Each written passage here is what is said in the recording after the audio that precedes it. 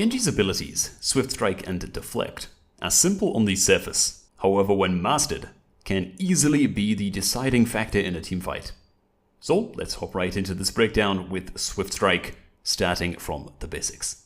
Genji's Swift Strike, also known as Dash, is his primary mobility tool. When used, Genji dashes forwards in a straight line, cutting through all enemies in his path, dealing 50 damage. The ability can be used in any direction, including vertically up, and has an 8-second base cooldown.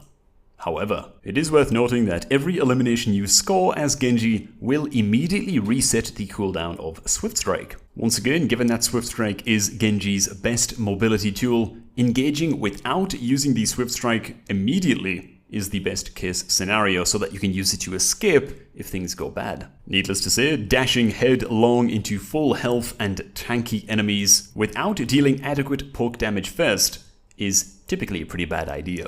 The idea for Genji has to be to score a quick kill after a quick kill after yet another quick kill, constantly resetting his dash cooldown. It is also certainly worth noting that Genji's Swift Strike will not pass through Doomfist's punch, nor Reinhardt's charge. Definitely something to keep in mind during your games to avoid some rather embarrassing moments. Being overall patient with your Swift Strike usage is advised and extremely important. Try to find a target that you are sure that you can eliminate quickly, use the Swift Strike to finish them off, and then start snowballing. Great targets for this are enemy flankers like enemy Genjis, or enemy backline supports such as Zenyatta. Our final tip for the Swift Strike is to avoid using it on enemies that you suspect have a mobility cooldown ready.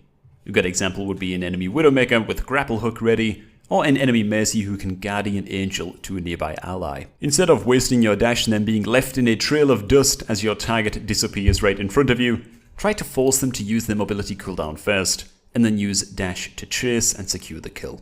And so that brings us to Genji's next ability on the list, his Deflect.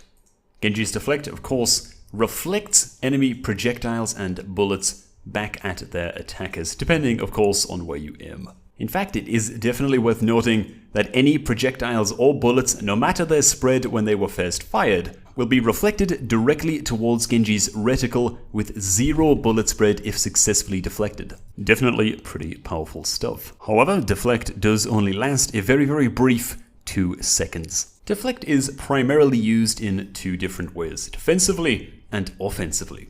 You can use Deflect defensively when backing away out of a teamfight or trying to protect an ally who is perhaps stunned or slept by an Ana sleep dart. These uses are somewhat rare, but can definitely save the life of your teammates or yourself if used well. Offensive uses just include turning enemies' abilities against them. Reflecting enemy ultimate abilities aside, deflecting to reflect enemy abilities can be extremely powerful as well, reflecting Ana's sleep dart, a biotic grenade, or even an enemy McCree's flashbang. This of course gives skilled Genji players an amazing amount of playmaking potential.